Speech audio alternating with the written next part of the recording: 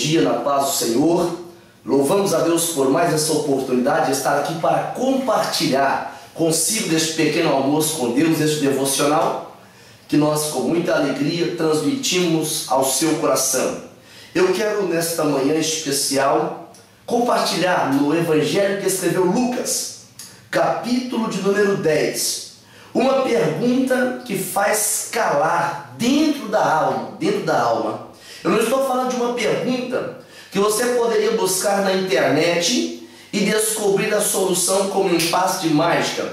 Eu estou me referindo a uma pergunta de alguém que era intérprete da palavra, um homem que ele queria, num afã de conhecer mais de Deus, mesmo tendo um intuito, não um intuito espiritual, não um intuito altruísta, mas era o intuito de colocar Jesus à prova. Ele queria ver até que ponto valia a pena o conceito de Jesus. Ele queria saber até que ponto ia o conhecimento do Filho de Deus. Agora imagine que é um paradoxo. O homem que tinha uma mente limitada, como a mente humana é limitada, querer colocar um ser que é sobrenatural, onisciente, onipresente, onipotente. A onisciência de Deus lhe dá a garantia ou as prerrogativas de saber todas as coisas, no passado, no presente e no futuro. É por essa razão que o salmista, quando ele verbaliza a palavra, no Salmo de número 31, ele fala: os meus tempos, o meu futuro está nas mãos do Senhor. E ele diz: Mestre, que farei para herdar a vida eterna? Aquele homem nunca imaginava que uma pergunta tão simples viria a levá-lo a uma dimensão de conhecimento, uma dimensão de entendimento tão profundo como Jesus tem a nos confiar ou a nos conceder. E Jesus perguntou para ele: o que está escrito na lei? A lei era o ambiente, a lei era os meios pelo qual aquele homem vivia, defendia, levantava suas teses. E ele perguntou: como você interpreta? Ele diz: com relação a isso, amarás o Senhor teu Deus de todo o teu coração, entendimento, alma, força, de tudo que pode ser, e amarás o próximo como a ti mesmo. E Jesus diz: você respondeu bem. Se você fizer isso, vai viver por isso. Mas ele perguntou: eu entendo a lei, eu entendo os conceitos de Moisés, mas quem é o meu próximo? E Jesus começa a dizer para ele. Jesus ele vai usar de cada oportunidade, Jesus vai usar de cada meio para nos ensinar sempre grandes lições espirituais. Deus é o único ser que existe no universo que sabe caminhar em meio às nossas dificuldades. Ele sabe caminhar em meio à tormenta.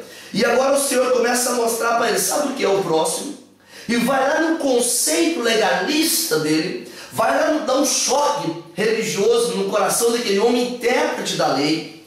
A Bíblia diz que ele fala: olha, certo homem descia de Jerusalém para Jericó. O que o Senhor está dizendo, que vir de Jerusalém para Jericó é andar na contramão do projeto de Deus. Mas é sabido que de Jerusalém a Jericó vai subindo até uma altitude de 1.005 metros. E quando se fala de 1.000 na Bíblia, se fala de algo que é intenso, algo que é grande, algo que é alto. E eu chamo aqui de misericórdia. Quando olhamos para o livro de Deuteronômio, no capítulo 7, no versículo 9, a Bíblia diz que a aliança, a misericórdia de Deus, ela vai até 1000 gerações. Mas a Bíblia diz que este homem cai, ele vem na contramão da vontade de Deus e cai na mão dos salteadores, que o roubam, que o ferem, que o maltratam. Isso fala de pessoas que você porventura deve estar vivendo ou conhece alguém que passou. É pessoa que abandonou Jerusalém, abandonou o lugar de adorar, abandonou o lugar de congregar, abandonou o lugar onde recebia o alimento espiritual e começa a descer para Jericó, pensando: vou fazer a coisa do meu jeito, no meu tempo, da maneira que eu acho que é minha, porque a vida é minha. Não, a minha vida não é minha. A sua vida não é sua, a nossa vida pertence ao Senhor. Se Deus fecha por instantes o ar, o oxigênio, nós já éramos. E agora quando eu olho para a Bíblia, esse homem cai como morto, ele está à beira do caminho, ele foi lançado à beira do caminho. Essa expressão lançada à beira do caminho significa dizer que ele quase está no caminho certo. Ele quase está no ciclo ou na direção, no itinerário da graça, mas ele está à margem do caminho. Essa margem do caminho representa muitas vezes a religiosidade. A margem do caminho representa a nossa incredulidade. A margem do caminho representa a dureza de coração. E esse homem cai na mão dos salteadores. E quando ele começa a olhar para a sua situação, eu conjecturo aqui, imaginando aqui na palavra, que ele começou a pensar no sacerdote. E ele diz, olha, se passar um sacerdote aqui, estou resolvido o meu problema. Aquele homem, o intérprete da lei, ele sabia o que representava o sacerdote na antiga aliança. Mas a Bíblia fala que veio descendo o sacerdote.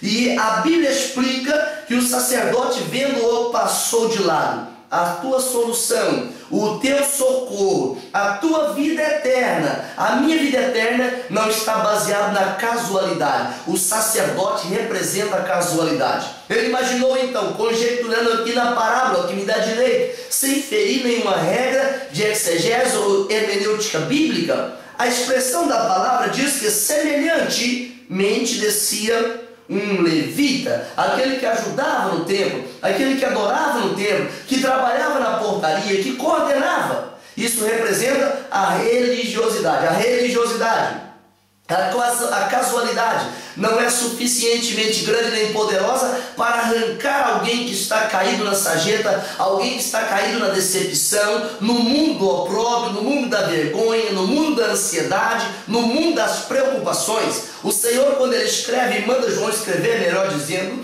no capítulo 14 do Evangelho de João, o versículo 1, ele diz, não se turbe o vosso coração, crede em Deus, crede também em mim. Na casa de meu pai há muitas moradas. Se não fosse assim, eu não vos teria dito, vou preparar-vos morada. E quando eu for lhe preparar, eu voltarei outra vez, para que onde eu estiver, estejais vós também. Jesus estava dizendo, olha, a vida eterna está nas minhas mãos. Não é na casualidade, não é na religiosidade. E agora Jesus vai dar um choque religioso na mente daquele homem puritano ao estilo da lei. A Bíblia diz que vem descendo um samaritano. Os samaritanos, eles viviam um preconceito por parte dos judeus.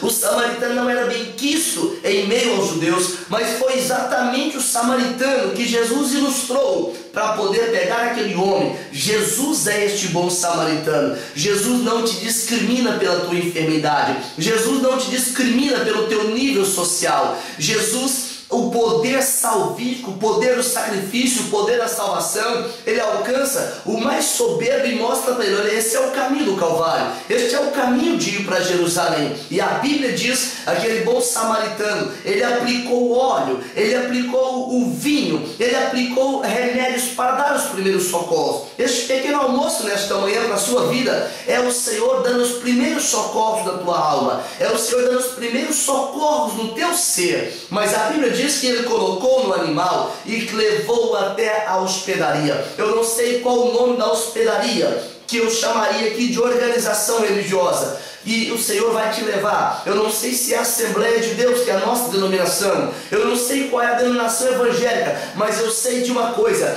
Deus te leva à hospedaria. E a hospedaria de Deus é onde Deus vai tratar dos sentimentos mais profundos da tua alma, porque Deus entende a alma. E a Bíblia diz que o Senhor foi lá e pagou o preço. E diz assim, olha, se alguma coisa é ficar devendo, quando eu voltar, eu pago. E aquela volta dele não aconteceu ainda. Jesus pagou o preço por completo, mas ele agora tem para si a vida eterna. A vida eterna é sair dessa vidinha medíocre. Ah, mas eu tenho dinheiro, mas eu tenho recurso. Ainda é medíocre, porque quando nós vamos até o cemitério mortos, nós não podemos levar os nossos amigos, nós não podemos levar o nosso saldo bancário, não podemos levar o patrimônio que adquirimos, mas a Bíblia fala, aquele que tem a vida eterna, ele vai desfrutar de uma vida abundante, ele vai desfrutar de privilégios que só a eternidade vai revelar. Mas para isso é preciso entregar-se àquele que pode dar-nos a vida eterna. A palavra dele, o manual de entender o caminho está aqui, e eu quero orar consigo nesta manhã